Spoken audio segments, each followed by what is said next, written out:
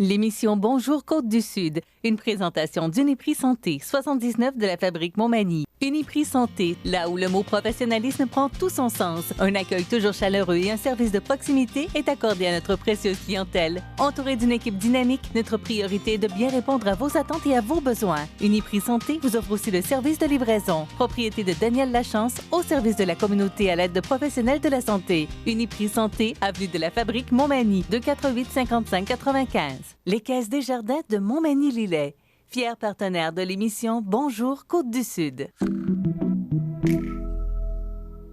Les Caisses Desjardins de Montmagny-Lillet, fier partenaire de l'émission Bonjour Côte-du-Sud. Tous ensemble, nous contribuons à faire rayonner des milliers de jeunes. Desjardins, toujours là pour faire briller la jeunesse.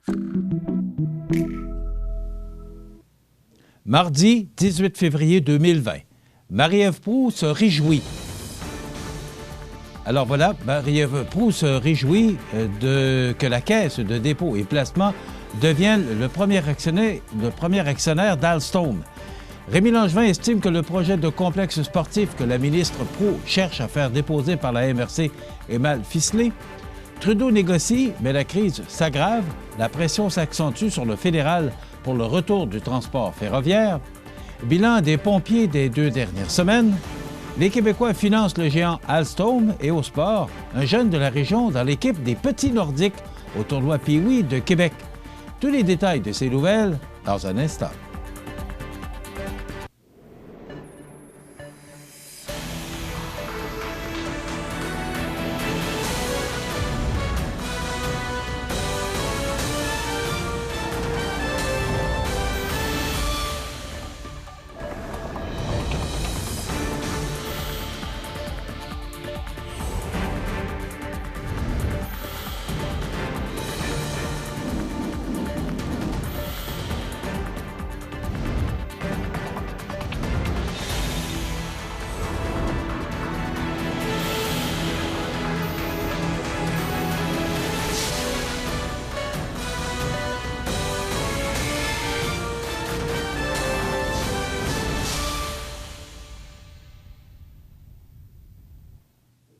Bonjour, Mesdames et Messieurs. La députée de Côte-du-Sud, ministre déléguée au développement économique et régional et ministre responsable des régions de Chaudière-Appalaches, du Bas-Saint-Laurent et de Gaspésie-Île-de-la-Madeleine, Marie-Ève Proulx, se réjouit de la transaction conclue entre Bombardier Transport et Alstom, qui fait de la Caisse de dépôt et placement du Québec le premier actionnaire d'un géant mondial du transport collectif. Selon la ministre, les engagements d'Alstom d'établir son nouveau siège social pour les Amériques dans le Grand Montréal, de développer des centres d'excellence et de recherche et de créer de nouveaux emplois dans les installations de l'Apocatière et de Sorel-Tracy constituent de bonnes nouvelles pour les travailleurs et pour les PME de la région. Ainsi, pour la députée, l'écosystème régional développé autour de Bombardier est d'une importance capitale et son développement doit être poursuivi. Je suis très heureuse de l'annonce de cette transaction qui viendra, assurément, créer de nouveaux emplois à l'usine de l'Apocatière, tout en assurant la continuité des partenariats d'affaires avec les 200 entreprises qui gravitent autour de Bombardier. Quand on connaît l'incidence économique et sociale d'un fleuron comme Bombardier, ici à l'Apocatière, on ne peut que se réjouir de cette nouvelle. Notre gouvernement a toujours été clair. La croissance du transport ferroviaire est au cœur de nos priorités en matière de développement économique régional et nous travaillons à préserver son écosystème et l'expertise que nous avons acquise au Québec. Les employés de l'usine de l'Apocatière peuvent être rassurés. L'entreprise est très bien placée pour saisir les occasions à venir au Québec relativement à la construction de trains, a expliqué Marie-Ève Proulx. Quant au député fédéral de Montmagny-Lillet-Kamouraska-Rivière-du-Loup, Bernard Généreux, il croit qu'il s'agit d'une nouvelle étape dans l'histoire de Bombardier Transport et que l'ensemble de la population du comté doit regarder vers l'avant, tout en étant confiant que l'expertise des travailleurs et les spécificités de l'usine, notamment la soudure au laser, soient conservées et reconnues.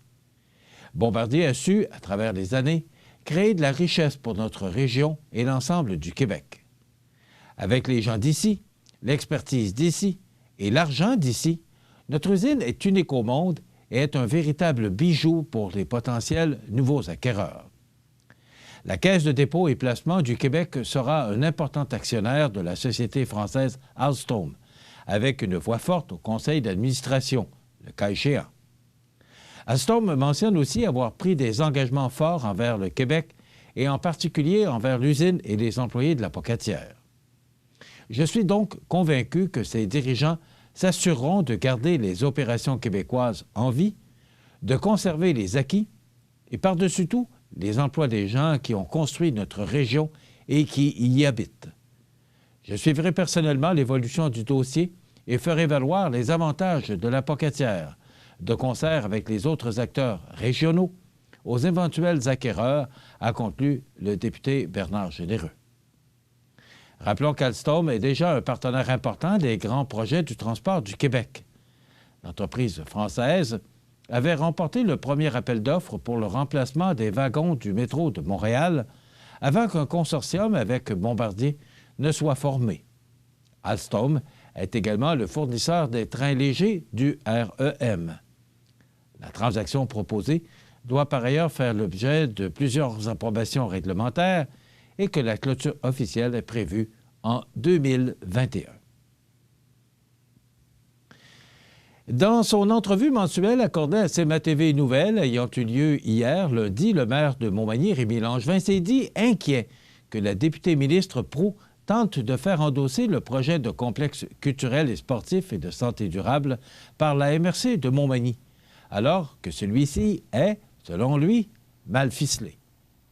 Le premier citoyen de la capitale de Loi-Blanche a également tenu à rappeler que bien qu'il soit en accord pour travailler à la concrétisation d'une telle infrastructure, le projet est initialement une promesse électorale de Marie-Ève Proulx.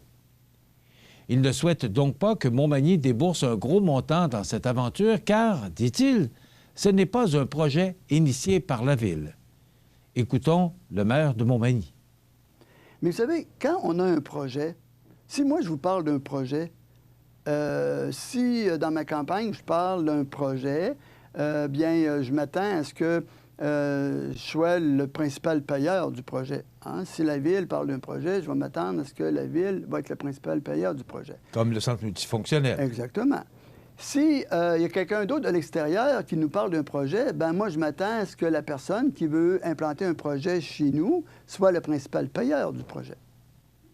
Rappelons que la ministre Proulx tente de faire signer le projet par la MRC de Montmagny afin que celui-ci soit déposé dans le cadre du programme d'aide financière aux infrastructures récréatives et sportives, PARFIR, avant le 21 février 2020, projet qui serait ainsi financé à 66 % par Québec et Ottawa.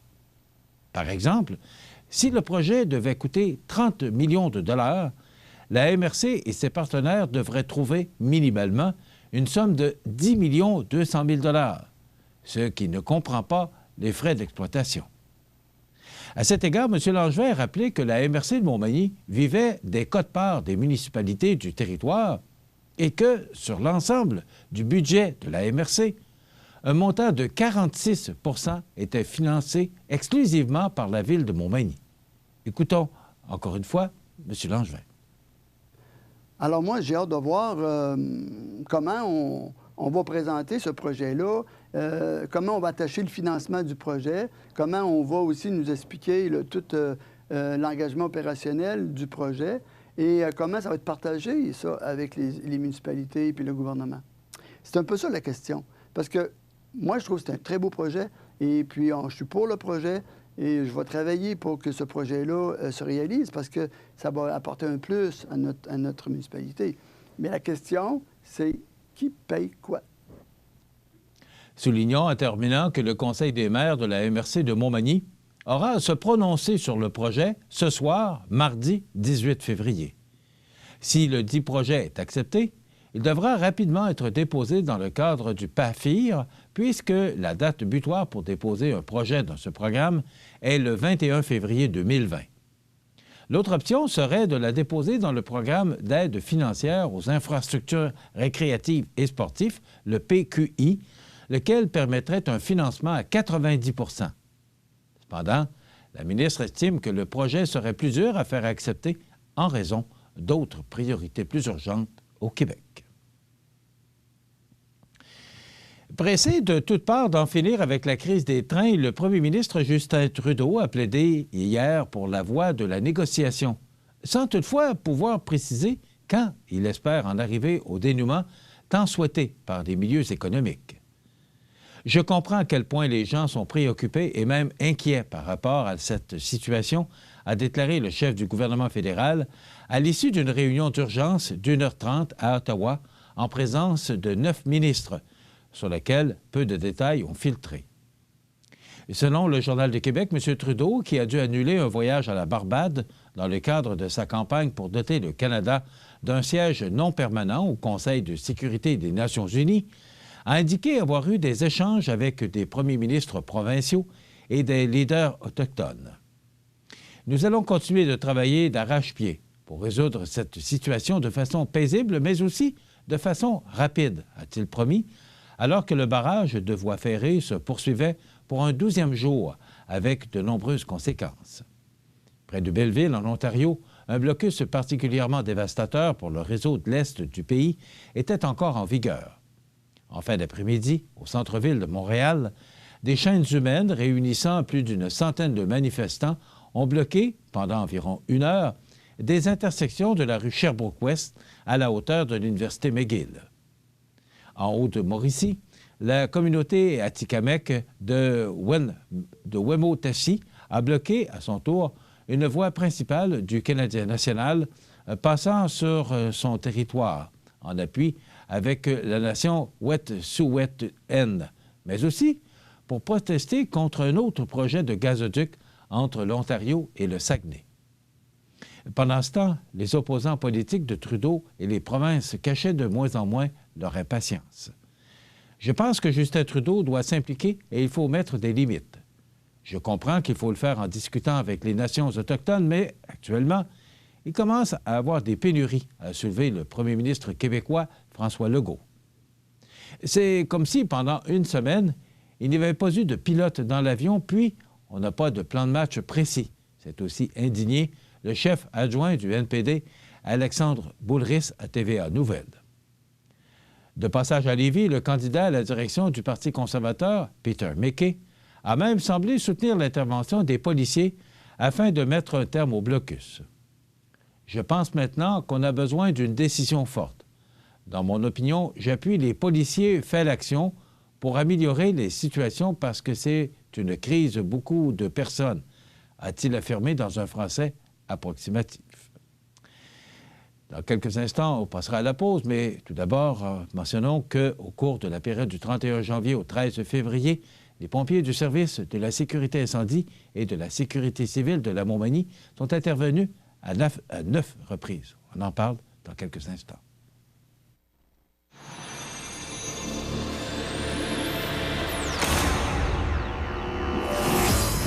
Traction intégrale de série. Manœuvrabilité et contrôle à la fine pointe. Système de freinage automatique. Mais ça sert à rien pantoute, ça. Si on ralentit pas puis qu'on garde pas ses distances.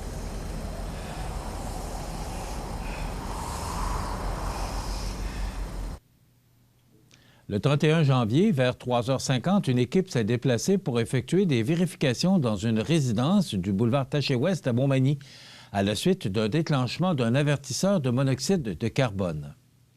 Le 3 février, vers 6h50, une alarme incendie s'est déclenchée dans un bâtiment de la rue des Industries à Montmagny. Le système s'est avéré être défectueux. Plus tard, vers 13h40, les pompiers sont intervenus sur l'avenue Sainte-Marguerite à Montmagny, en réponse à l'apparition de fumée à l'intérieur d'une résidence. La fumée fut causée par une défectuosité d'un aspirateur central. Le 8 février, peu avant 8 heures, un fil électrique arraché par un camion-benne a nécessité l'intervention des pompiers. Un périmètre de sécurité a été érigé en attendant Hydro-Québec, puisque les fils étaient tombés au sol et sur le camion. Vers 11h40, le jour même, une alarme incendie s'est déclenchée dans un commerce de l'avenue Saint-David à Montmagny. L'alarme fut causée par un problème du système. Et puis, vers 16h10, les pompiers ont été demandés pour un accident entre deux véhicules à l'intersection de la rue Saint-Pierre et de la rue Saint-Nicolas à Montmagny. L'utilisation des pinces de désincarcération n'a pas été nécessaire. Finalement, un peu après 19h30, un incendie s'est déclaré dans une résidence du chemin Bellevue-Est à Cap-Saint-Ignace. Le feu, qui a débuté dans le grenier de la résidence, a rapidement été éteint par les pompiers. La rapidité des résidents à contacter les services d'urgence a certainement contribué à limiter des dommages. Le 9 février, peu avant 18 h, le service incendie est intervenu sur la rue Lacaille à Montmagny pour une installation électrique dangereuse. Le 12 février, vers 12h50, la Sûreté du Québec a demandé l'aide des pompiers pour aller chercher un homme qui était tombé en bas du quai à Montmagny. Une équipe s'est rendue auprès du patient et a pu le ramener à l'aide du traîneau d'évacuation. 50 ans après avoir misé une partie de son avenir sur le ferroviaire, Bombardier quitte l'industrie avec une transaction de plusieurs milliards, financée principalement par des Québécois. Alstom mettra la main sur Bombardier Transport dans le cadre d'une transaction évaluée à 10,7 milliards de dollars canadiens.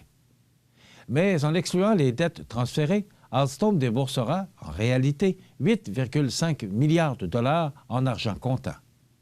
Or, la Caisse de dépôt aidera Alstom à financer son acquisition en achetant pour 4 milliards de dollars de nouvelles actions émises par l'entreprise.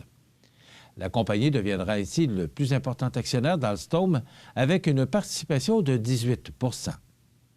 De son côté, Bombardier achètera pour un peu plus de 700 millions de dollars de nouvelles actions d'Alstom. Bombardier pourra les revendre 3 mois après la clôture de la transaction prévue dans 1 an. En apportant une contribution de 4,7 milliards de dollars à Alstom, la Caisse et Bombardier financeront donc environ 55 % de la transaction. Alstom, c'est régulier comme une horloge suisse. C'est fiable et ça monte constamment, a déclaré hier au Journal de Québec le PDG de la Caisse de dépôt et placement du Québec, Charles Hémon. Avec Bombardier Transport, Alstom doublera son chiffre d'affaires qui atteindra 22 milliards de dollars et son carnet de commandes qui frisera les 108 milliards de dollars. Le constructeur gagnera d'importantes parts de marché en Amérique du Nord, en Chine, en Allemagne, au Royaume-Uni et en Australie. Alstom prévoit rentabiliser l'acquisition en moins de 2 ans et générer des synergies annuelles de 574 millions de dollars, notamment en rétablissant les marges bénéficiaires de Bombardier Transport à un niveau standard à moyen terme. Bombardier, pour sa part, fondra pratiquement de moitié. Ses revenus annuels passeront de 20 milliards de dollars à un peu plus de 10 milliards de dollars. Son seul secteur d'activité sera celui des avions d'affaires. Il s'agit d'une transaction transformationnelle pour Bombardier qui marque la fin de notre plan de redressement, a claironné le grand patron de l'entreprise, Alain Bellemare. Pour ses intérêts de 67,5 % dans sa division ferroviaire, Bombardier touchera jusqu'à 6 milliards de dollars, tandis que la Caisse recevra environ 3 milliards pour sa participation de 32,5 %. En utilisant ces fonds et une partie de son encaisse, Bombardier prévoit faire passer sa dette de 12,3 milliards de dollars à quelques 3,3 milliards de dollars. Depuis son arrivée en poste, il y a 5 ans, M. Bellemare a vendu pour plus de 4,4 milliards d'actifs, dont les gammes d'avions C-Series, le CRJ, le Q400, le CL415, un aéroport à Toronto, des usines situées en Irlande du Nord et au Maroc, ainsi que des activités de formation pour l'aviation d'affaires. Bombardier est présente dans le secteur ferroviaire depuis l'acquisition d'une firme autrichienne en 1970. L'entreprise a ensuite décroché d'importants contrats pour les métros de Montréal en 1974 et de New York en 1982, avant de mettre la main sur le géant allemand Adtranz en 2001. Même si la Caisse deviendra le plus important actionnaire d'Alstom et qu'elle obtiendra 2 sièges au conseil d'Alstom, la compagnie n'a pas l'intention de manœuvrer pour déplacer le siège social de l'entreprise au Québec. C'est une situation totalement hypothétique, réagit M. Aymon. L'entente dévoilée hier prévoit que la participation de la Caisse dans Alstom ne peut pas dépasser 22 %. Alstom s'engage à installer dans la région de Montréal son siège social pour les Amériques qui comptera 13 000 salariés. S'y greffera un centre de recherche qui s'intéressera notamment à l'hydrogène, à la mobilité électrique et à l'intelligence artificielle. Ce sera un siège important, pas du maquillage, insiste Charles Aymon, PDG de la Caisse. Alstom promet aussi d'accroître les activités de son usine de Sorel-Tracy et de celle de Bombardier Transport à la Pocatière. Pas question, toutefois, de rapatrier la production des voitures du réseau Express métropolitain, le REM, de CDPQ Infra de l'Inde au Québec. L'histoire a été écrite, soutient M. Aymon. Ce n'est pas quelque chose qui a fait partie de nos discussions. La Caisse a-t-elle précipité la vente de Bombardier Transport en lui accordant, en 2016, 1,5 milliard de dollars américains à un coûteux taux d'intérêt annuel de 15 %? C'est un faux débat, répond Charles Aymon. Si Bombardier s'est ramassé avec un mur de dette de 12 milliards de dollars, et c'est plus parce qu'elle perdait 1 milliard de dollars par année depuis 7 ou 8 ans qu'à cause de la Caisse, a-t-il conclu. Dans quelques instants, les sports. Voici une plaque porte-clés des amputés de cœur. Quand vous utilisez une plaque porte-clés, vous protégez vos clés. Si vous les perdez, la personne qui les trouvera pourra appeler au numéro au dos de la plaque. Ou les déposer dans une boîte aux lettres. Puis, les amputés de guerre vous retourneront vos clés. Gratuitement! Commandez vos plaques porte-clés aujourd'hui à amputédeguerre.ca. Et améliorer la vie des personnes amputées comme moi. Merci.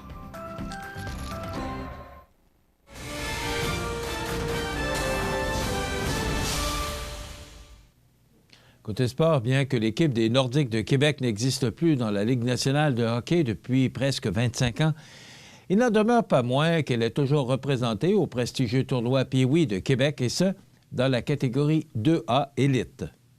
Cette année, un jeune de la région est sur l'équipe. Il s'agit de Fred-Étienne Bernier, évoluant pour les Corsaires de Pointe-Lévis, équipe officielle des Petits Nordiques dans le cadre du tournoi. C'est d'ailleurs le seul représentant de l'Organisation des Alliés de Montmagny-Lillet à être sur cette formidable formation sportive. La première partie des Petits Nordiques aura lieu ce dimanche, 13h, au Centre Vidéotron, contre les Petits Sharks de San Jose. CBTV Nouvelles souhaite ainsi beaucoup de succès à Fred-Étienne Bernier. Voilà ce qui complète notre bulletin d'actualité pour aujourd'hui. Si vous avez des nouvelles à nous transmettre, vous pouvez le faire en communiquant avec notre salle des nouvelles au 418-241-1313, poste 226. Ou encore, vous pouvez nous écrire à nouvelles@cmatv.ca. Vous pouvez également nous suivre comme plus de 12 580 personnes le font maintenant sur la page Facebook de cmatv.ca. Vous êtes à l'antenne du réseau de télévision CMA-TV, le média le plus regardé et le plus suivi, ce qui le confirme numéro 1 de l'information sur la Côte-du-Sud. Voilà, c'est tout pour l'instant. Dans quelques minutes, les prévisions de la météo et l'état des routes.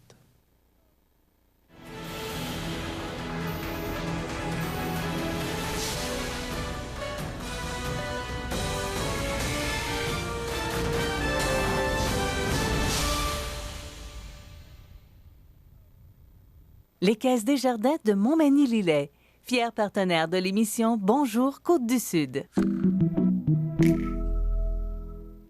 Les partenaires suivants sont fiers de s'associer à cette portion de notre programmation. La Résidence Manoir Saint-Louis, c'est une entreprise familiale qui met à la disposition de ses résidents autonomes et semi-autonomes tous les services et divertissements dans une ambiance de confort, de respect et d'écoute. La Résidence Manoir Saint-Louis fait sur mesure pour vous, 248-0071. Les prévisions de la météo. Une présentation de Promutuelle Assurance Montmagny-Lillet. Toujours à l'écoute de vos besoins. La météo est présentée par Promutuelle Assurance Montmagny-Lillet, où des professionnels de chez nous sont heureux de répondre à tous vos besoins en assurance. Promutuelle Assurance Montmagny-Lillet est là, dans la région, pour ses membres et la communauté. belle journée hier. Il y avait quand même du vent. Je me suis rendu à Saint-Jean-Port-Joli hier et j'ai utilisé la 132. J'aime bien ça, visiter et descendre sur le bord du fleuve.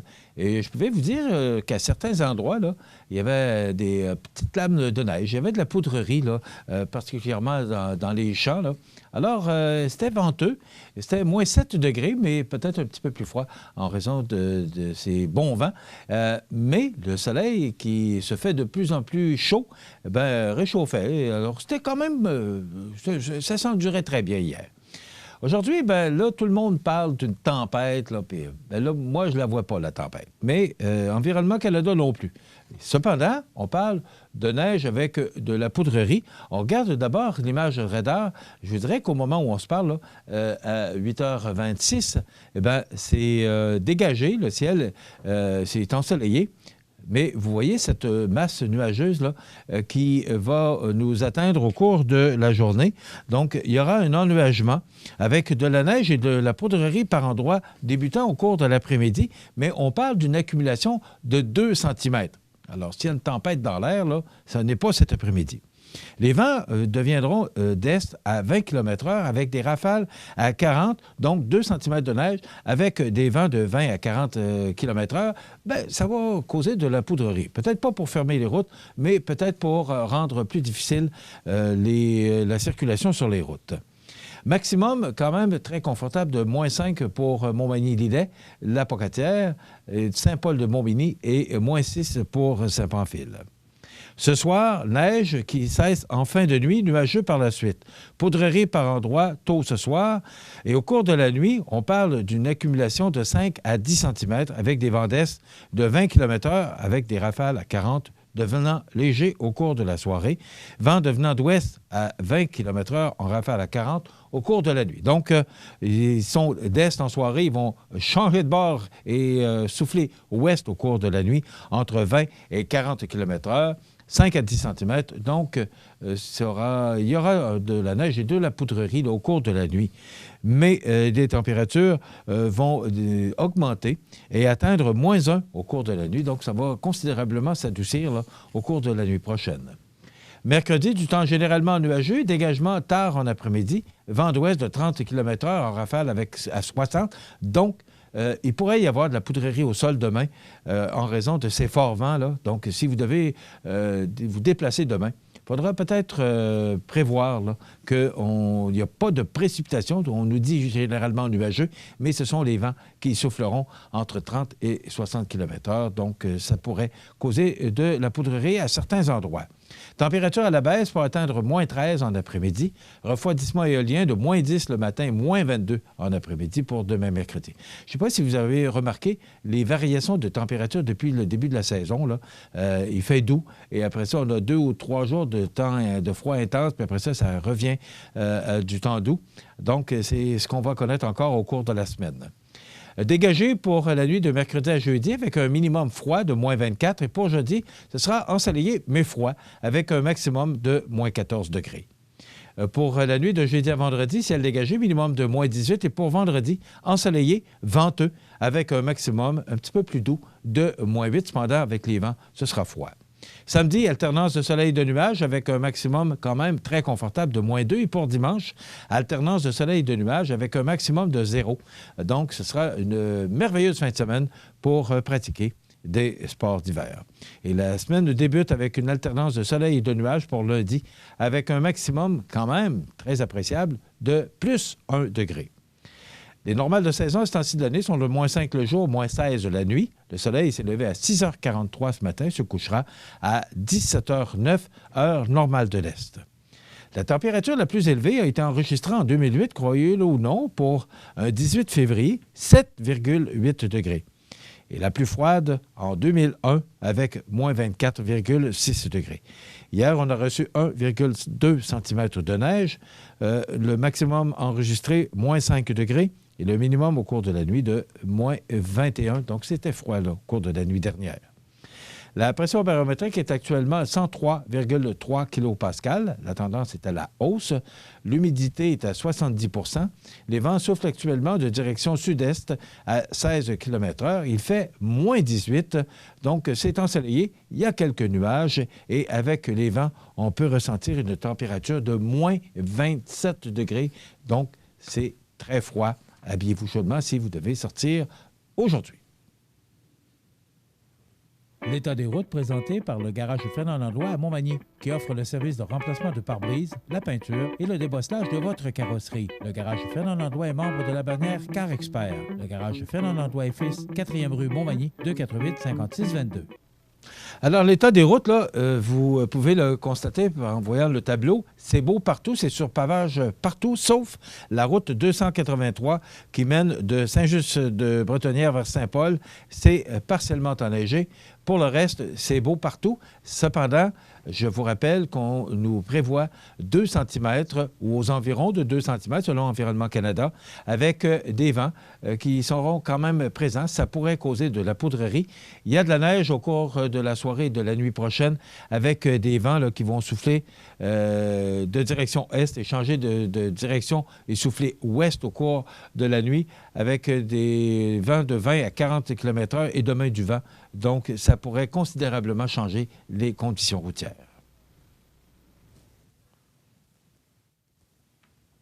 Faire briller la jeunesse. Les jeunes ont des rêves, des ambitions, des projets. Et les Caisses Desjardins de Montmagny-Lillet sont fiers de les soutenir et de les faire rayonner. Desjardins, toujours là pour faire briller la jeunesse.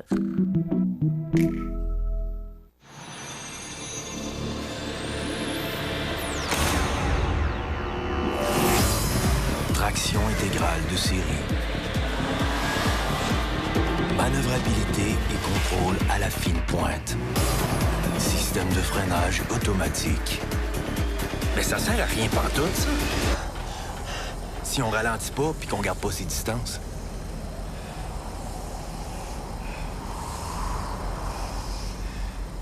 Vous regardez le réseau de télévision C'est ma TV. Les anniversaires IGA vous sont présentés par votre magasin Coop IGA Extra de Montmagny, qui vous rappelle que bien manger, ça commence dans votre magasin Coop IGA Extra de Montmagny. Venez vivre la différence à votre magasin Coop IGA Extra de Montmagny. C'est aujourd'hui le mardi 18 février 2020 et c'est le temps de souhaiter bon anniversaire à nos jubilaires de ce 18 février. Aujourd'hui, c'est l'anniversaire à Raphaël Mercier. C'est de la part de vos grands-parents. Bon anniversaire, Raphaël Mercier, d'aujourd'hui, 18 février. C'est également aujourd'hui l'anniversaire à David Cloutier. David qui a 22 ans aujourd'hui. C'est de la part de tante Laurette et oncle Jacques. Donc, bon anniversaire, David Cloutier. Aujourd'hui, 18 février, David qui a 22 ans aujourd'hui. Je vous rappelle que si vous voulez souhaiter bonne fête aux gens que vous aimez, vos parents vous aiment, 241-1313, poste 229 en tout temps, 24 heures par jour, 7 jours par semaine. Aujourd'hui, c'est l'anniversaire à John Travolta, cet acteur, chanteur, danseur qu'on voit beaucoup moins depuis quelques temps. Il est producteur de cinéma américain. C'est probablement pour cette raison qu'on le voit moins souvent, parce qu'il est producteur, donc il est derrière les caméras. Il a 66 ans aujourd'hui, John Travolta. Sébastien Delorme, acteur de télévision, de cinéma et de théâtre québécois. Il joue, entre autres, dans District 31. Il est excellent en passant. Il a 49 ans. Dennis DeYoung, chanteur et claviériste américain, membre de Styx, et avec le grand succès Babe. Il a 73 ans aujourd'hui. Raymond Rougeau, ex-lutteur professionnel, 64 ans. Et Dick Duff, qui a joué, entre autres, pour les Canadiens de Montréal, si ma mémoire est bonne, il portait le numéro 8. Il a 84 ans aujourd'hui. Et ça m'a surpris, et ça va peut-être vous surprendre aussi. Yoko Ono, la veuve de John Lennon, elle a 87 ans aujourd'hui, Yoko Ono. Je suis resté surpris de savoir qu'elle a 87 ans aujourd'hui.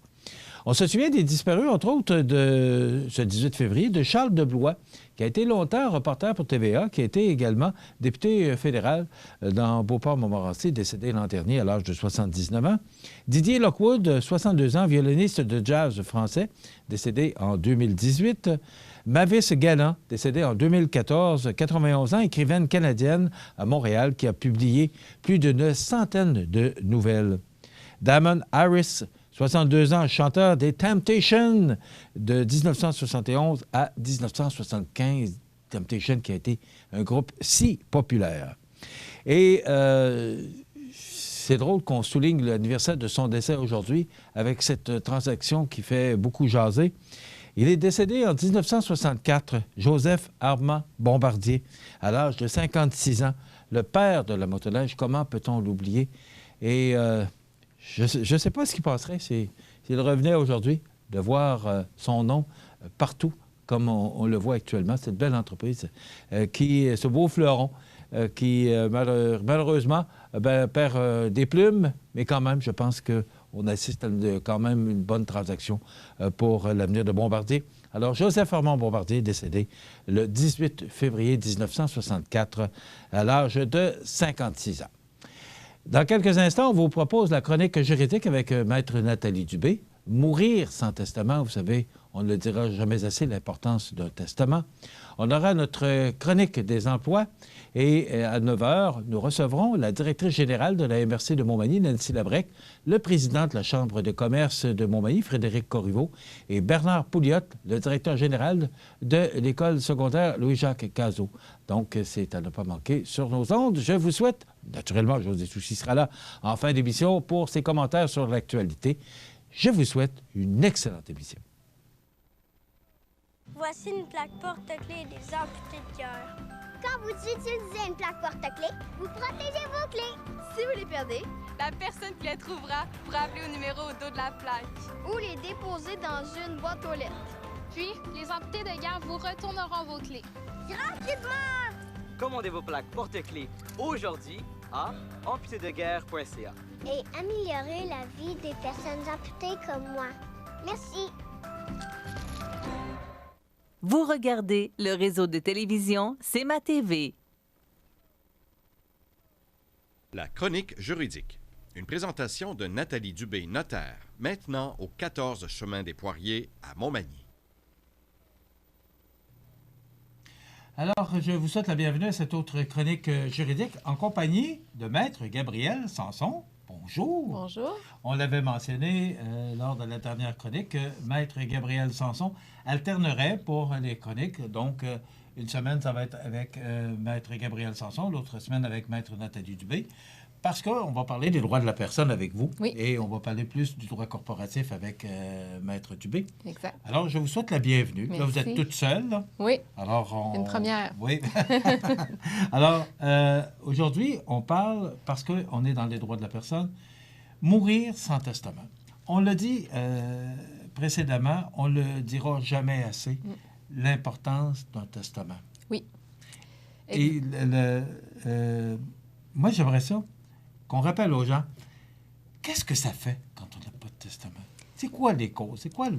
Oui, parce que dans le fond, c'est un petit peu le but aujourd'hui. Là, comme vous dites, on en parle souvent, on le répète beaucoup, mais on le répète pas assez encore, l'importance de tout ça. Il y a encore une grande proportion de la population qui n'a pas de testament. En fait, il y a près de 50 des adultes québécois qui n'ont pas de testament présentement. Ah, oui. Dans le fond, on va essayer de briser certains mythes. Là. Il y a quand même certaines croyances que les gens ont qui font qu'il y en a plusieurs, en fait, qui ne se posent même pas la question à savoir s'ils ont besoin d'un testament. Au final, du 50 restant, la majorité devrait aussi avoir un testament, si ce n'est pas tout le monde. Donc, c'est ça, en fait, qu'on va discuter de l'importance. C'est sûr que... des fois, on entend aussi quand les gens sont mariés qui viennent dire « Bien, moi, je suis mariée, je suis correct, je n'ai pas besoin de testament. » Au dernier suivant les biens, on l'a tellement Oui, tellement exact. Entendu, là, ça, ce que j'allais... On en a de moins en moins aussi, mais effectivement, les gens ont beaucoup ça en tête parce qu'effectivement, avec les contrats de mariage, on est capable de venir pallier à une certaine portion de ce qu'on met dans un testament. Donc, justement, avec la mention au dernier survivant des biens qui nous permet de léguer les biens au conjoint. Encore là, ça ne permet pas de prévoir tout ce qu'on a dans un testament, mais c'est au moins déjà un bon départ, là, les gens qui ont ça. Par contre, c'est sûr que quand on est marié, si on n'a pas fait de contrat de mariage, encore là, on a certains problèmes qu'on doit penser. S'il n'y a pas de contrat de mariage, il n'y a pas de testament, au dernier suivant les biens, ça s'applique pas sûr que ça va suivre. C'est ça. Les gens pensent justement, parce qu'on est marié, tout va aller à mon conjoint. Si je suis mariée, que j'ai des enfants et que mon conjoint décède, oui, je vais avoir une portion de la succession automatiquement, mais je vais avoir seulement 1/3 de la succession de mon conjoint. Comme conjointe, là. Exact, marié. Donc, ou unis civilement, dans le fond. C'est mes enfants qui vont avoir le 2/3 de la succession, donc ce qui peut causer certains problèmes. Et on va penser que si on n'a pas d'enfant, qu'on est marié, que c'est le conjoint qui va tout recevoir, mais encore là, c'est pas une bonne pensée, dans le fond, c'est faux.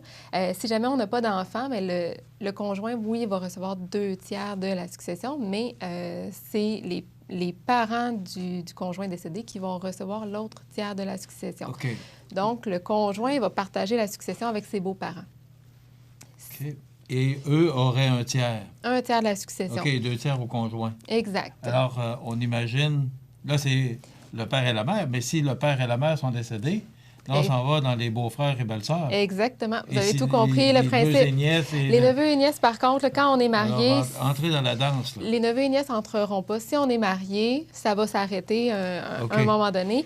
Mais pour que le conjoint hérite en totalité, c'est qu'on n'a pas d'enfants, nos parents ne sont plus là et on n'a pas ou on n'a plus de frères et sœurs. Là, à ce moment-là, notre conjoint va hériter de 100 % de notre succession. Mais on est rendu loin. Exact. Donc...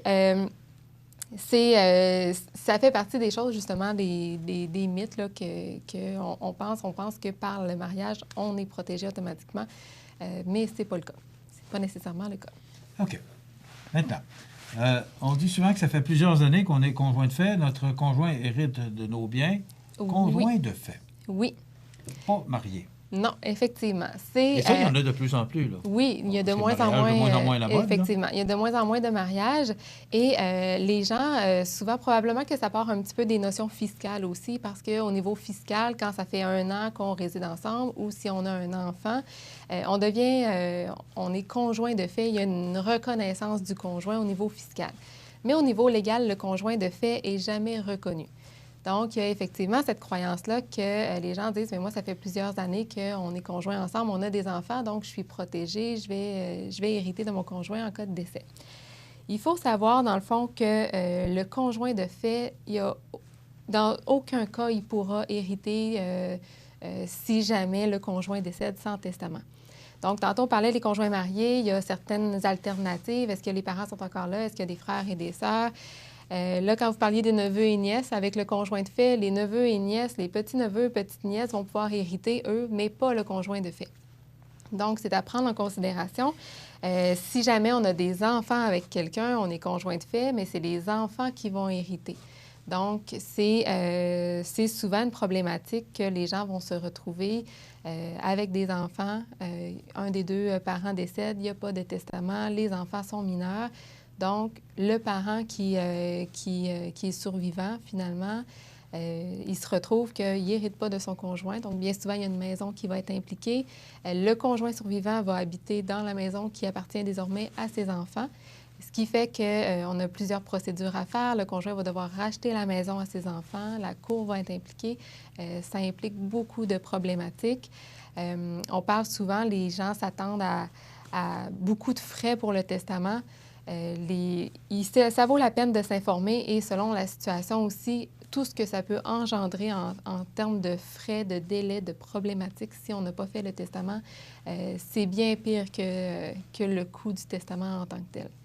Mais là, on est deux conjoints de fait. Oui. Est-ce que chacun doit faire un testament? Oui. Ça ne peut pas être un testament conjoint, c'est vraiment un testament... Un testament par personne. Le seul endroit où, encore là, on peut faire des dispositions testamentaires conjointement, c'est dans le contrat de mariage. Sinon, en fait, c'est que si on est conjoint de fait, on décide on va rencontrer le notaire pour faire notre testament ensemble. On fait chacun notre testament. Mais le testament, c'est vraiment les volontés propres à chacun. Donc, si le testament était fait conjointement, puis que moi, finalement, je décide qu'il y a certains legs, certaines choses que je veux faire, mais que je ne veux pas que mon conjoint soit nécessairement au courant, si le testament était fait conjointement, on aurait un problème. Donc, souvent, les conjoints vont venir ensemble pour faire leur testament, mais c'est vraiment les volontés de chacun. Ça ne veut pas dire au final que parce qu'on est conjoint, qu'on a exactement les mêmes dispositions dans notre testament, la même nomination de personnes, les mêmes legs qu'on va faire. Donc, c'est vraiment propre à chacun. OK. Admettons. Oui. On a 2 conjoints de fait, on a fait 2 testaments. Oui. Des conjoints de fait décident de se marier. Oui. Est-ce qu'il faut refaire le testament?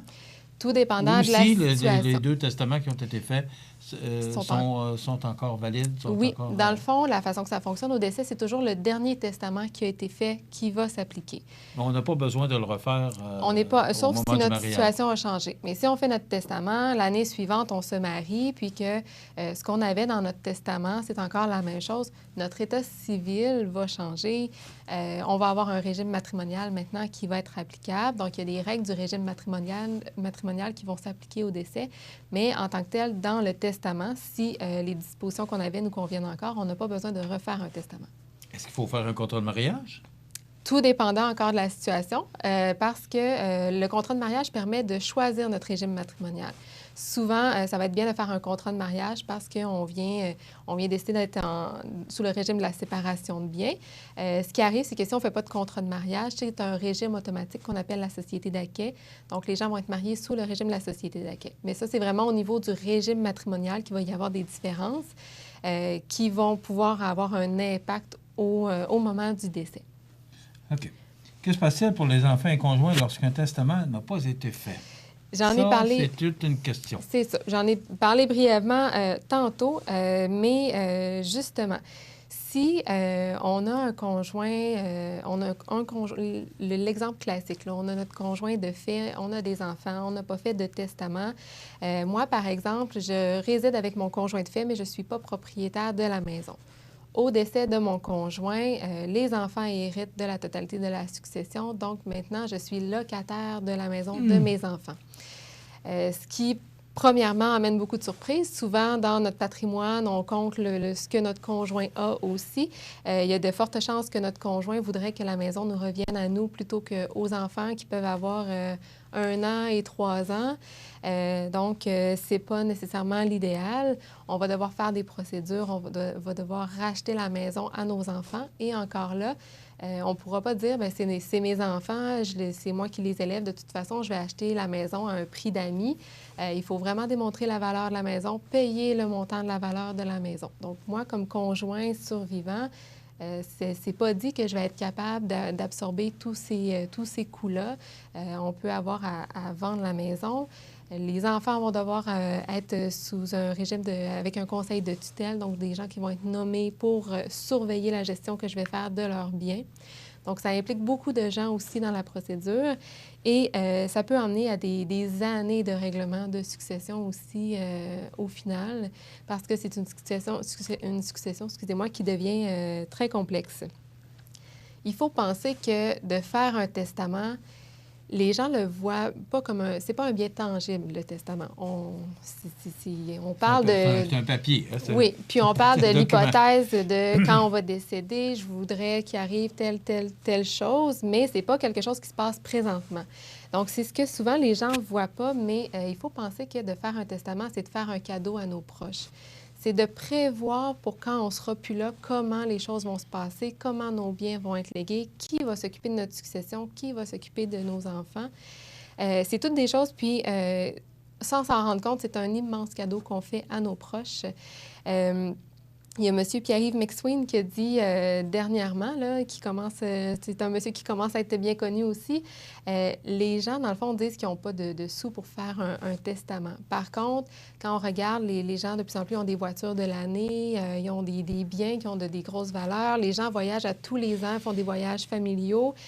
Il faut prendre en considération que c'est simplement de prévoir dans notre budget que dans l'année qui vient, on veut faire notre testament aussi. Il faut le voir comme le voyage qu'on offre à nos enfants, c'est un cadeau qu'on leur offre présentement.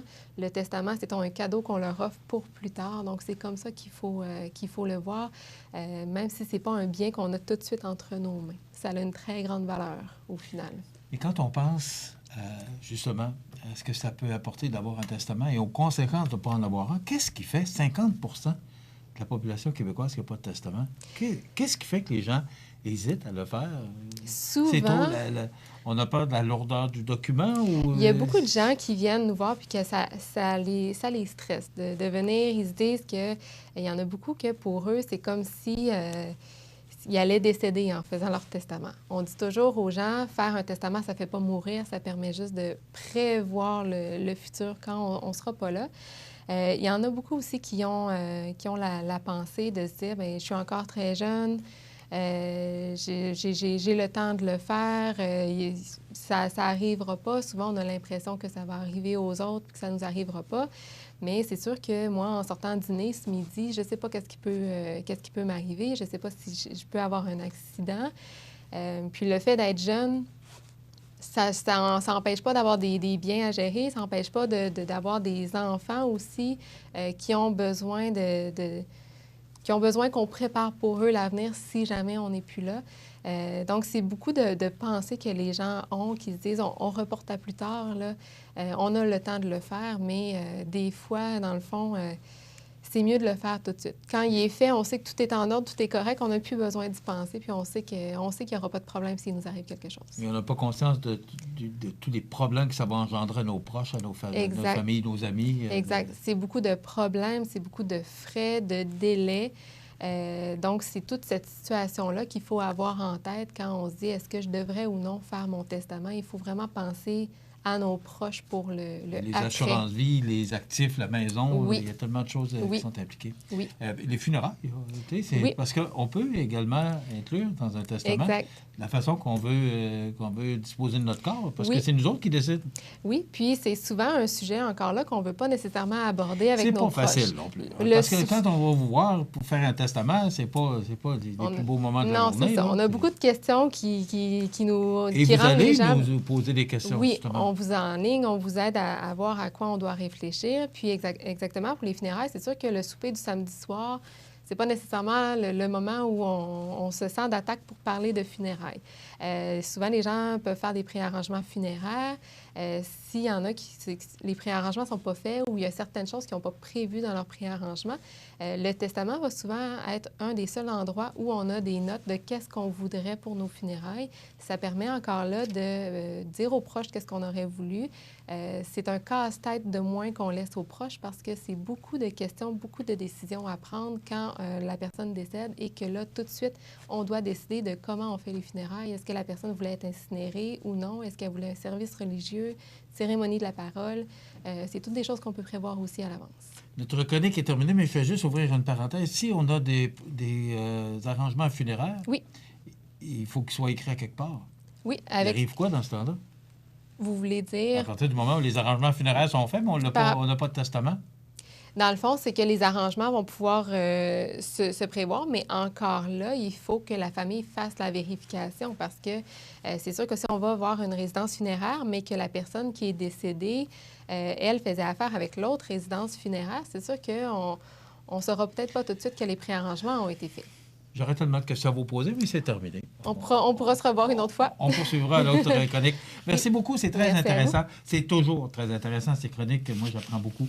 Avec Maître Gabriel Sanson de Mallette Services juridiques, Maître Nathalie Dubé également, qui sera avec nous dans 2 semaines, parce qu'on va alterner les chroniques avec Maître Sanson et Maître Dubé. Voilà, ça complète 248-57-77, s'il vous plaît. N'hésitez pas à contacter ces gens-là pour vous assurer que vous êtes en sécurité. Merci beaucoup. Merci. On se retrouve dans un mois. Oui. OK, merci. Voilà, ça complète. Iris Saint-Jean-Port-Joli dispose d'une variété de lunettes soleil, lentilles cornéennes et vous offre les services d'examen de la vue et le suivi de chirurgie au laser. La boutique Iris 43 de Gaspé-Est Saint-Jean-Port-Joli, 598-61-28. Faites l'expérience d'une meilleure vision maintenant. Vous regardez le réseau de télévision C'est ma TV.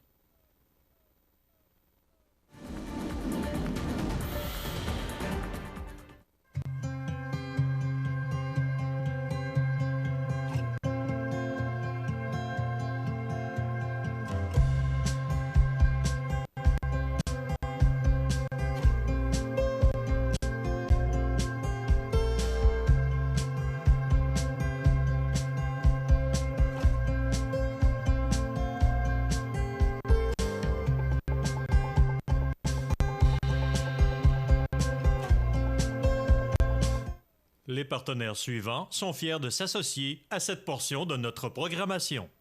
L'activité physique stimule le système digestif. Donc, vous pouvez digérer mieux. Tout va tellement mieux quand on bouge.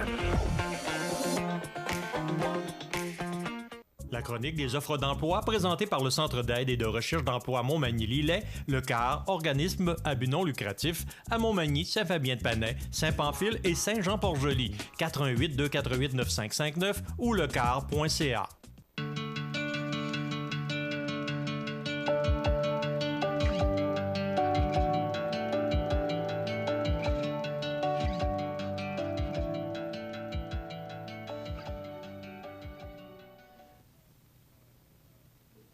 Alors, c'est le temps de vous présenter notre chronique des offres d'emploi de ce mardi 18 février. Vous rappelez que l'entreprise Prolam de Cap-Saint-Ignace, Prolam qui se trouve parmi les joueurs de haut niveau sur le marché nord-américain de plancher de remorque, est à la recherche de journaliers, journalières, électromécaniciens, électromécaniciennes pour relever des défis de maintenance diversifiés. Donc, ces emplois à combler sont à temps plein, permanent, et la formation au poste de travail est donnée sur place par du personnel qualifié et des formateurs externes. Donc, les conditions de travail offertes sont très compétitives et l'environnement est structuré. Ça vous intéresse ou encore vous avez des amis qui veulent changer d'emploi ou encore des gens de l'extérieur qui aimeraient ça revenir vers Montmagny ou venir s'établir à Montmagny ou à Cap-Saint-Ignace, bien sûr. Alors, vous pouvez leur dire qu'ils peuvent faire parvenir leur curriculum vitae à rh@prolamflore.com, rh@prolamflore.com, une belle entreprise de chez nous, Prolam, qui se trouve parmi les joueurs de haut niveau sur le marché nord-américain de plancher de remorque. Vous rappelez également, vous savez que c'était le Salon de l'emploi fin de semaine à l'école secondaire Louis-Jacques Cazot. Ça a été un succès. J'ai parlé avec la directrice, Mme Suzanne Frigon, me mentionnant que ça a été un excellent et un autre beau succès. Mais Mme Frigon qui me rappelait que jusqu'au 25 février, de 10h à 19h, c'est le Salon de l'emploi virtuel. Donc, vous pouvez vous inscrire sur lecar.ca. Donc, vous avez toutes les informations nécessaires sur lecar.ca pour participer à ce Salon de l'emploi virtuel qui se déroule jusqu'au mardi 25 février de 10h à 19h. Vous rappelez également que le Centre d'aide et de recherche d'emploi Montmagny-Lillet, c'est de l'accompagnement sans frais, équipe professionnelle, services spécialisés.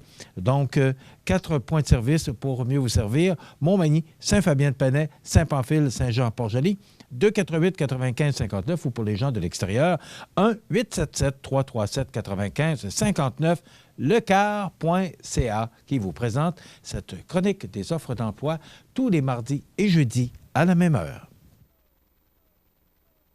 La chronique des offres d'emploi présentée par le Centre d'aide et de recherche d'emploi Montmagny-Lillet, le CAR, organisme à but non lucratif, à Montmagny, Saint-Fabien-de-Panay, Saint-Pamphile et Saint-Jean-Port-Joli, 418-248-9559 ou lecar.ca.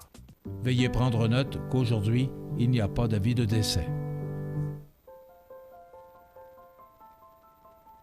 Vers 10 heures le soir, on a eu une perte d'électricité. Puis la grosse tempête historique venait de commencer.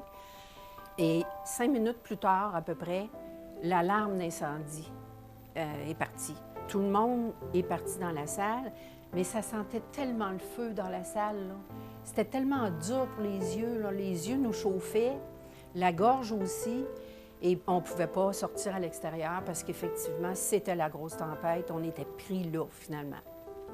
Au moment où on a vu la personne de la Croix-Rouge arriver, ça, c'était comme, ils vont nous dire qu'est-ce qu'on fait.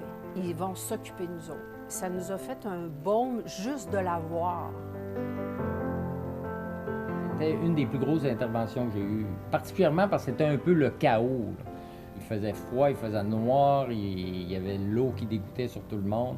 Et c'était une résidence personne aînée. Donc, ça doublait encore une fois la difficulté à travers cette intervention-là.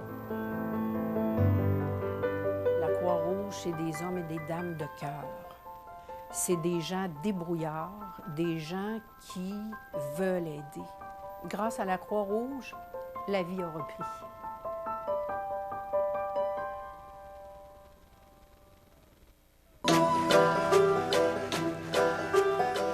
J'aime beaucoup lire. J'aime lire. Chez moi, j'ai pas beaucoup de livres. C'est amusant de lire des livres. Ça nous donne de l'imagination. Je voudrais avoir un livre sur les chats et les lapins. Un livre qui parle des extraterrestres. Des contes de fées. Un livre sur les dinosaures. Merci pour le livre! Vous regardez le réseau de télévision C'est ma TV.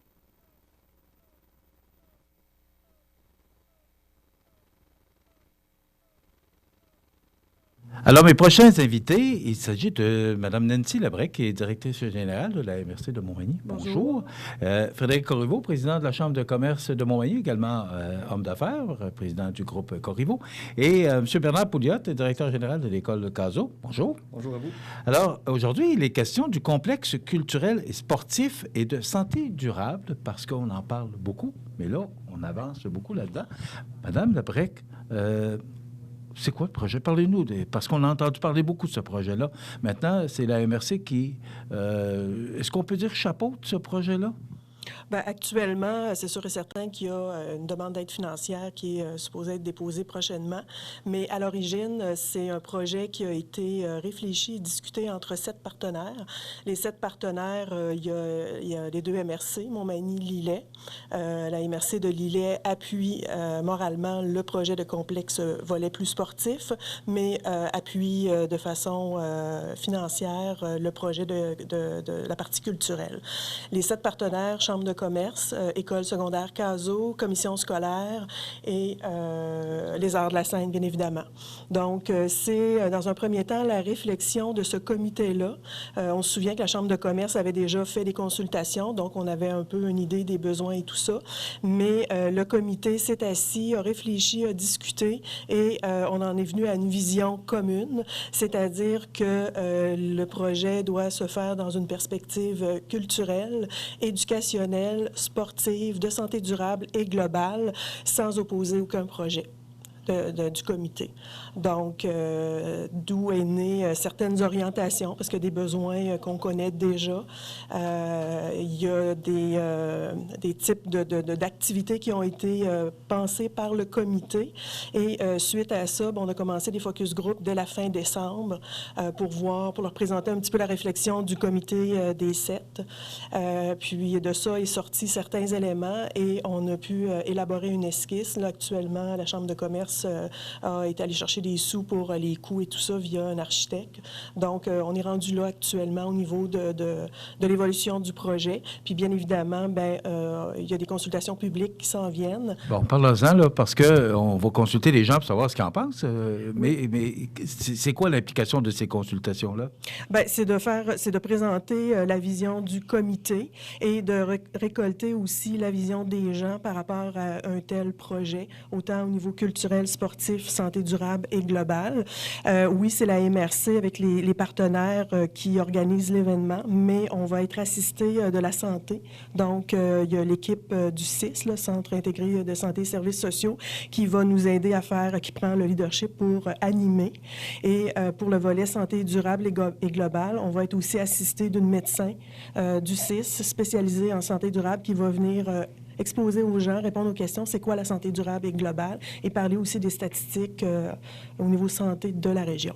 On parlait de culturel et sportif, mais santé durable a été comme rajouté. Est-ce que c'était prévu, santé durable?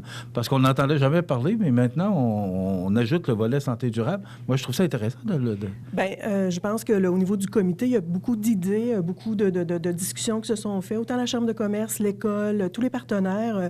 Il y a eu vraiment une véritable réflexion sur comment la région devait se doter d'une infrastructure qui allait répondre aux besoins et qui allait être innovante. Donc, c'est vraiment le fruit de la réflexion du comité. OK. Il y a le Conseil des maires cette semaine. Vous présentez le projet devant le Conseil des maires de la MRC de Montmagny aujourd'hui, ce soir? Ce soir, oui. Oui. OK. On va parler avec Frédéric Corriveau. Frédéric, président de la Chambre de commerce de Montmagny, puis aussi homme d'affaires. Il y a des consultations qui ont été faites auprès des gens d'affaires aussi. Oui, mais surtout des organismes sportifs. On a consulté un groupe là, bien ciblé de gens d'affaires, parlant dans le fond de notre problème d'attractivité, leur vision des choses, vers où qu'on devait s'en aller, vers quoi qu'on devait pousser pour créer de l'attractivité dans notre région. On a toutes des chaises libres dans chacune de nos entreprises et c'est un problème majeur là, dans notre région d'avoir un personnel clé dans chacune des entreprises d'ici. Fait que, avec des réflexions, on s'est dit que ça fallait se mettre à la page, il fallait se mettre à l'an 2000. Donc, il fallait avoir des infrastructures qui étaient compétitives avec ce qui est offert là, dans les régions périphériques, les villes périphériques de Montmagny. Faut se doter d'infrastructures sportives de qualité, des programmes scolaires compétitifs, des infrastructures culturelles. Puis en discutant avec Dr Jean-Pierre Després, qui est bien impliqué là, dans la santé au niveau là, du développement des communautés, mais la santé durable, là, c'est un créneau là, de plus en plus sensible là, pour les choix de lieux d'habitation pour les gens. Dans le fond, on veut un milieu de vie qui va nous offrir une panoplie de services, dont la santé préventive, là, par le sport, par la qualité des soins. On sent que la tendance est moins au curatif, mais beaucoup plus au préventif. Donc, c'est un peu un amalgame de tout ça qu'on voit avec ce pavillon, ce centre là, multi. En fait, c'est d'offrir une gamme de services élargis, sportifs, de santé, de culture, d'éducation, un milieu de vie, en fait, qui va faire que la population, les gens vont venir dans dehors, vont voir qu'est-ce qu'on a à offrir, puis ils vont faire « wow », puis ils vont dire « pourquoi je ne m'installerais pas ici à Montmagny ». C'est un peu l'idée derrière tout ça, c'est de bien desservir notre population avec des infrastructures là, de l'an 2020. Là. OK, puis le rôle de la Chambre de commerce là-dedans? Mais c'est sûr que la Chambre de commerce, on représente les entrepreneurs qui ont un besoin criant, qui ont besoin de nouvelles main-d'œuvre. Donc, on s'implique dans ce dossier-là pour aider le reste de la communauté, parce que c'est un projet qui est beaucoup plus grand qu'on peut croire, hein, parce qu'assire tous les intervenants que Nancy a nommés tout à l'heure, Ville de Montmagny, les MRC, écoles, commission scolaire, les gens d'affaires, les citoyens autour d'un projet avec une vision commune des choses puis de nos besoins. Là, c'est historique ici à Montmagny, puis on est très fiers là, d'avoir participé à ça, la Chambre de commerce. Aujourd'hui, on va de l'avant avec ce projet-là. C'est sûr que plus qu'on est d'intervenants, plus que c'est difficile de rallier les idées tous dans le même sens, mais là, je pense qu'on a une belle idée de où est-ce qu'on veut s'en aller, puis les gens travaillent de concert là, pour le faire arriver. OK. Au niveau de la Chambre de commerce, tu es président de la Chambre. Est-ce que tu sens l'appui des gens d'affaires derrière toi ou derrière ce projet-là? Ah, tout à fait. Les gens d'affaires... Est-ce qu'il y a une consultation qui a été faite auprès des membres? Bien, on a consulté des membres, beaucoup de membres. On a consulté des entrepreneurs influents de la région. On a consulté des organismes sportifs.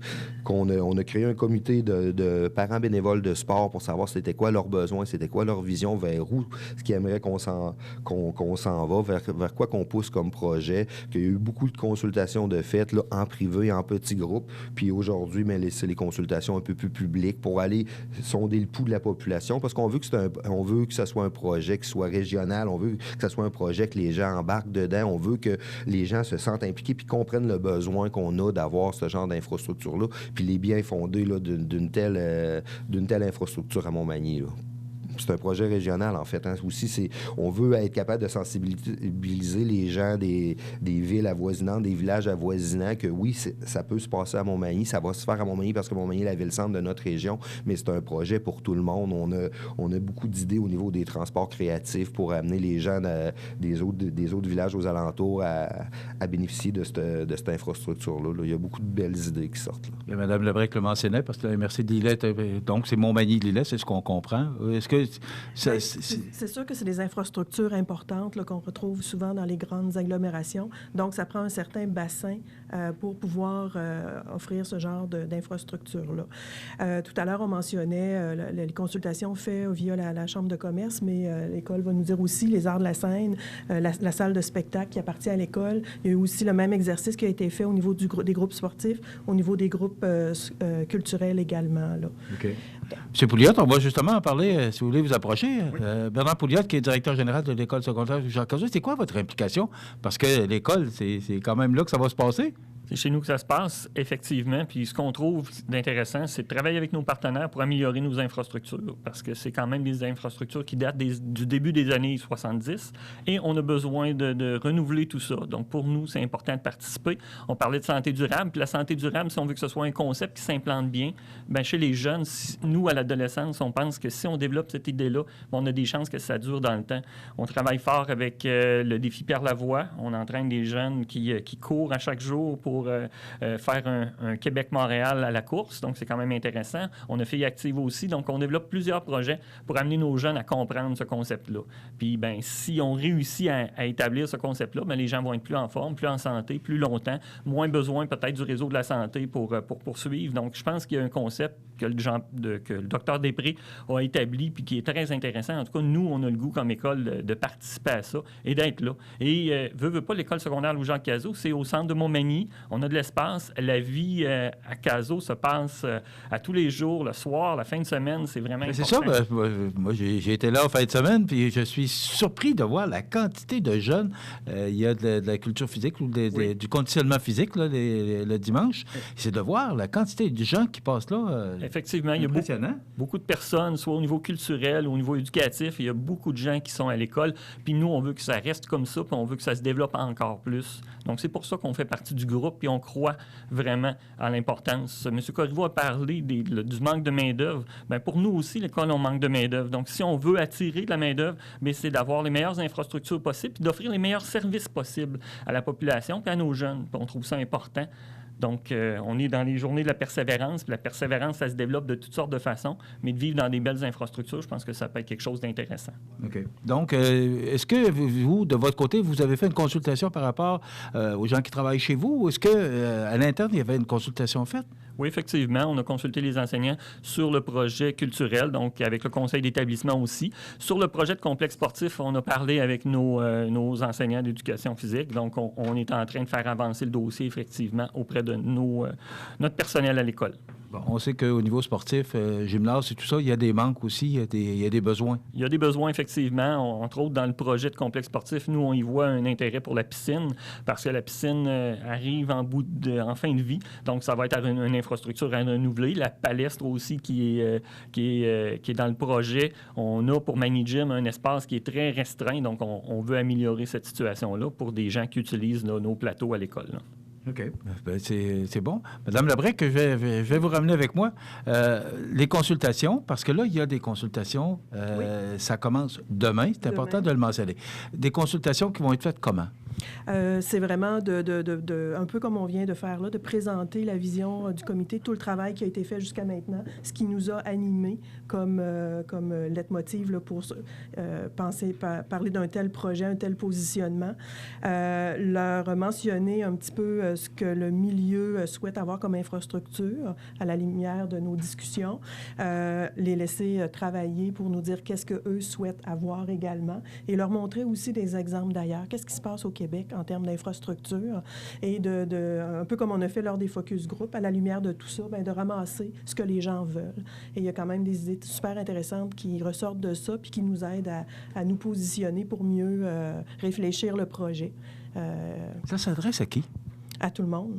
C'est autant le jeune jusqu'à la personne à 99 ans. Puis, c'est ce qui est ressorti des focus group actuellement, des mini-groupes de consultation qu'on a fait.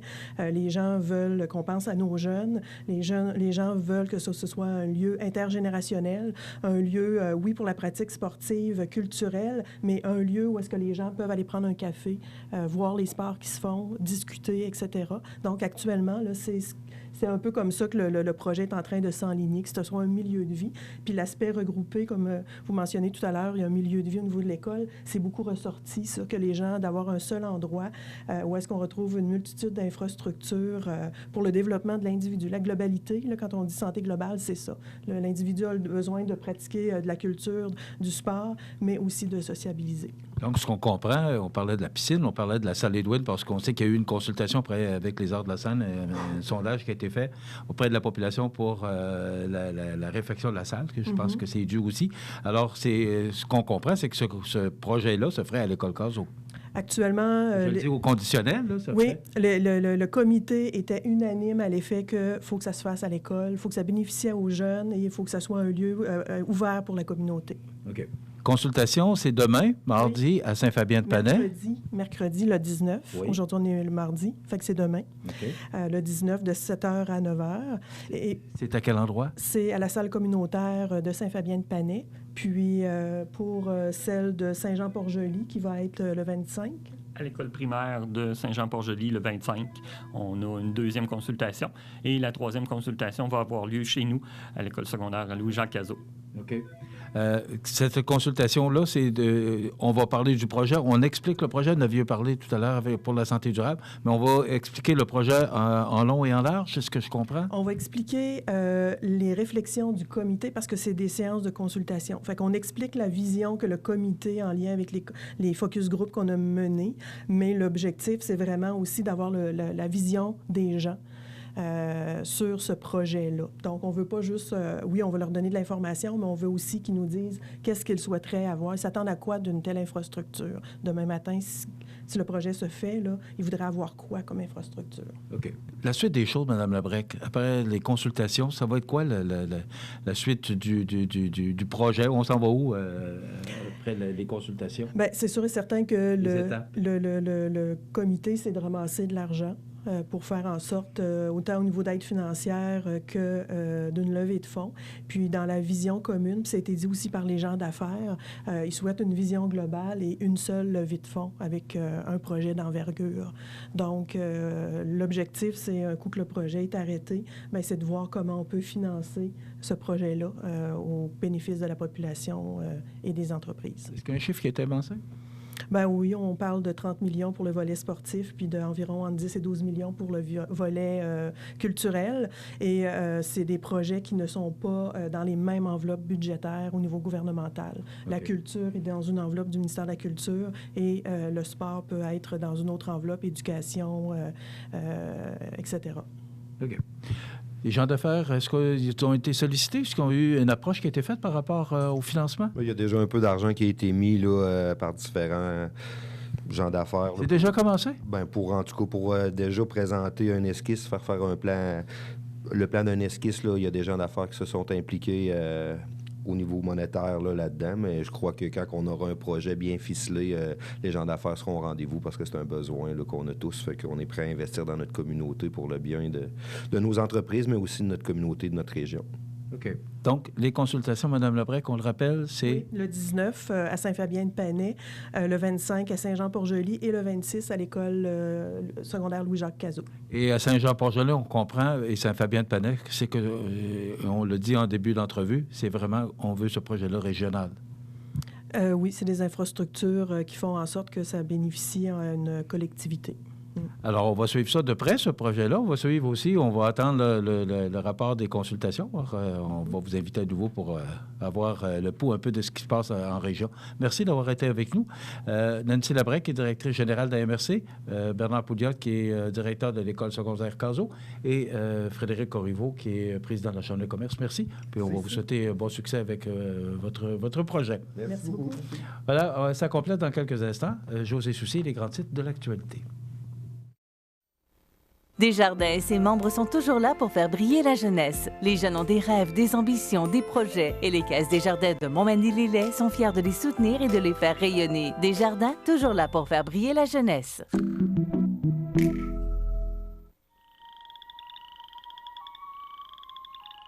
Les rainettes faux-grillons vivent au Canada, du Québec à la Colombie-Britannique et dans le Nord-Ouest.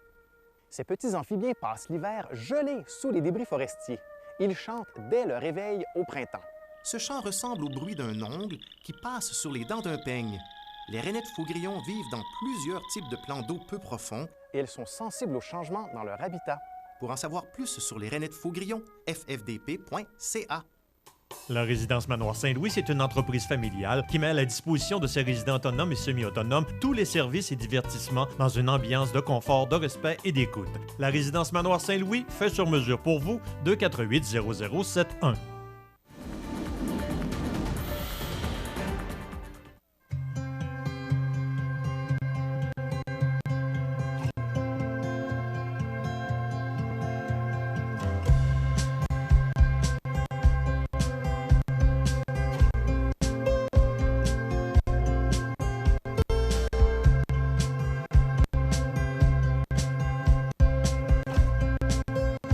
le réseau de télévision CMA TV est fier de vous présenter La Pouponnière, en collaboration avec votre Jean Coutu de Montmagny, où l'on trouve de tout, même un ami.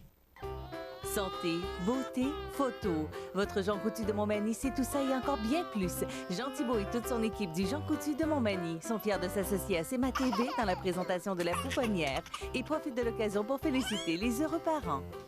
Alors, c'est la chronique La Pouponnière. On a 5 petits poupons à vous présenter ce matin, quand même. Je suis très heureux de ça. Donc, bienvenue à Eugénie Barbeau-Bernatchez. On a une photo, d'ailleurs, à vous montrer. Les parents Élise Barbeau et Louis-Philippe Poitras-Bernatchez. Ils sont de Montmagny. Alors, Eugénie, qui est arrivée le 11 février dernier. Donc, bravo, Eugénie Barbeau-Bernatchez, les parents Élise Barbeau et Louis-Philippe Poitras-Bernatchez. Maintenant, je vous présente Émilie Saint-Pierre. Émilie et les parents sont Annick Gamache et Marco Saint-Pierre. Ils sont de Saint-Jean-Port-Joli. Émilie qui est arrivée le 13 février 2020. Donc, malheureusement, on n'a pas de photo, mais quand même, c'est pour nous un plaisir de vous présenter Émilie Saint-Pierre, des parents Annick Gamache, Marco Saint-Pierre de Saint-Jean-Port-Joli. Maintenant, Alexandre Giguère, les parents Julie Prévost et Dominique Giguère. Ils sont de Berthier-sur-Mer. Alors, Alexandre est arrivé le 13 février dernier. Donc, Alexandre Giguère, les parents Julie Prévost et Dominique Giguère de Berthier-sur-Mer. Maintenant, Derek Thibault. Les parents Amélie Caron et Gilles Thibault. Ils sont de Saint-Cyril-de-l'Essard. Donc, Derek est arrivé le 14 février 2020. Donc, bravo. Derek Thibault, les parents Amélie Caron et Gilles Thibault. Maintenant, je vous présente Arnaud Laure, les parents Cindy Lavoie et Sébastien Laure. Ils sont de l'Apocatière. Imaginez-vous, on va loin, hein, les accouchements à l'hôpital de Montmagny. Donc, Arnaud Laure est né le 14 février 2020. Bravo aux parents Cindy Lavoie et Sébastien Laure. Et enfin, je vous présente Louis Dumas. Les parents Pamela Quirion et Félix Dumas, ils sont de Saint-Paul de Montmagny. Louis qui est arrivé le 14 février. Donc, Louis Dumas, les parents Pamela Quirion et Félix Dumas, ils sont de Saint-Paul de Montmagny. Normalement, on procède au tirage, mais comme je n'ai pas le nom de la personne ou des gagnants, les parents gagnants, on vous le mentionnera pour jeudi à notre autre chronique de La Pouponnière. Merci à tous les employés de La Pouponnière de l'hôpital de Montmagny qui collaborent étroitement à cette belle promotion.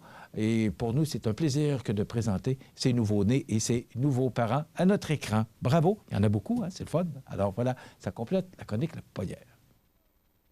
Vous regardez le réseau de télévision CMA TV.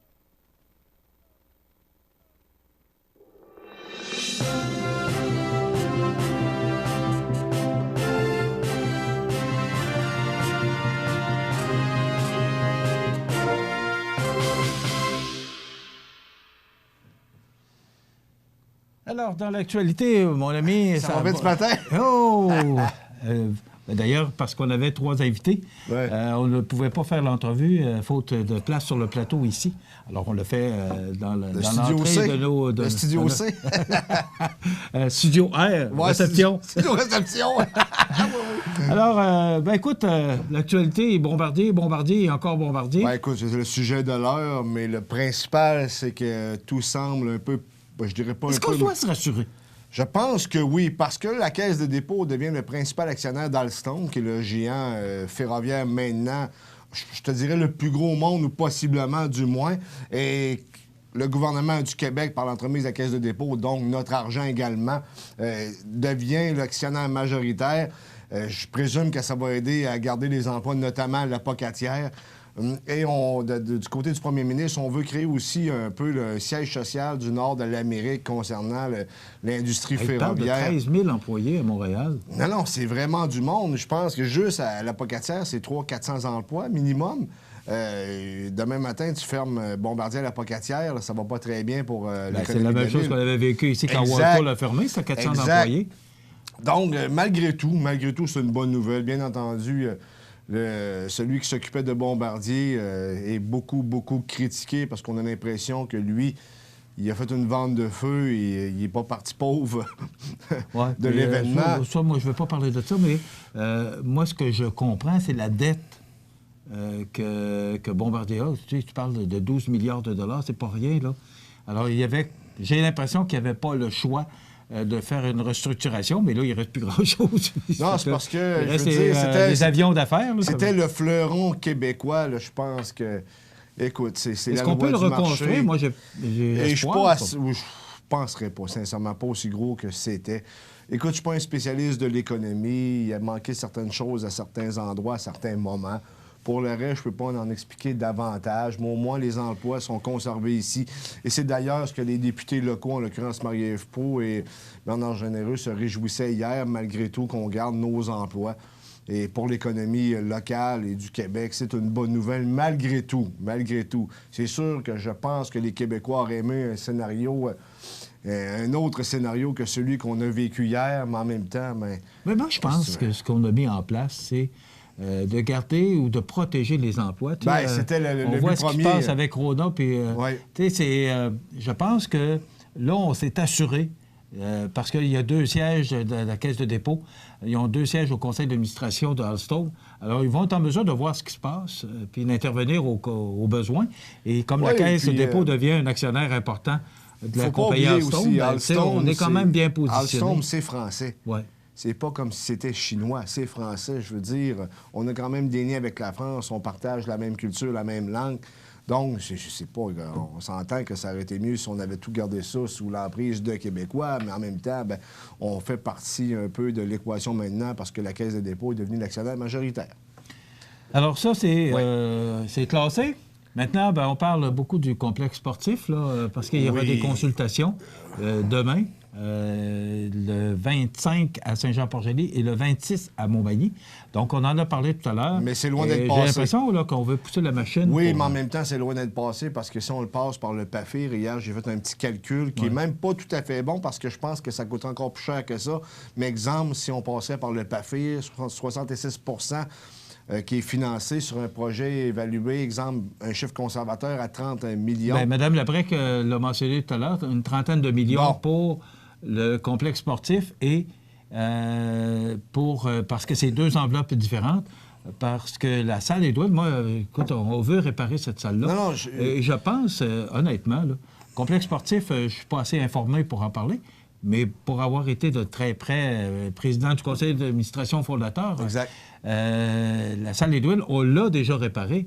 Mais là, si on veut avoir des spectacles de plus grande envergure, ça prend, ils appellent ça un foyer de scène, puis pouvoir monter les instruments avec un ascenseur en arrière. Non, je suis d'accord avec toi, sauf il faut s'équiper. Sauf que, selon les calculs que j'ai mis en lumière tu parles d'une douzaine, Mme Labrec parlait d'une douzaine de millions pour le projet culturel et une trentaine de millions pour le complexe sportif. Ça veut dire que l'argent, on va la prendre où? Bien là, il va... c'est ça. Il va y avoir des consultations, j'en suis convaincu, mais si ça... Le projet était passé par le PQI, Programme des infrastructures québécoises, il serait financé à 90 Il semblerait-il qu'on n'ait pas été en mesure de le passer par le PQI, donc on va tenter de le passer par le PAFIR. Parce qu'il y aurait d'autres projets plus importants au Québec. Au Québec, il y aurait d'autres urgences, mais en même temps, c'est un jeu politique également, c'est un jeu d'influence de la ministre aussi. Mais par le PAFIR, un projet de 30 millions, ça coûtera au bon mot 10 200 000. Je veux dire, il y a une réunion des maires ce soir, on va voir ce qui va sortir de 10 200 000, tu trouves ça où? Oui. Parce que, comme le maire l'a expliqué hier, les codes-parts de la MRC, c'est l'excep et le chapeaute le projet. Bien, 46 du financement de la MRC de Montmagny vient de la ville de Montmagny. Pour ça, je te dis, la réunion des maires ce soir... très important. On va éclaircir le dossier. Je peux te parler vite fait de Peter MacKay qui est passé hier. Peter MacKay qui a répondu à nos questions, mais visiblement, même si son français s'est amélioré, il y a des questions que je lui ai posées qu'il n'a pas comprises. Il est venu à Montmagny? Ben oui, hier, il était à Montmagny. Ben voyons donc. J'étais à l'extérieur hier. Oui, exact. Mais il a resté quand même une dizaine de minutes. Il a répondu à nos questions. Il a rencontré les membres de l'AGA, du Parti conservateur, parce qu'il a besoin de leur vote. Il est venu vendre sa salade en d'autres termes. Tu parles en bon français? Oui, mais c'est un monsieur sympathique, mais il devra assurément améliorer son français. Surveiller la température sur toutes les routes. On parle de neige et poudrerie, mais rien de très important. Du moins, c'est ce qu'Environnement Canada nous dit. Je vous souhaite une bonne journée. À demain. L'émission Bonjour Côte-du-Sud. Une présentation d'Uniprix Santé, 79 de la Fabrique Montmagny. Au service de la communauté, 88 248 55 95.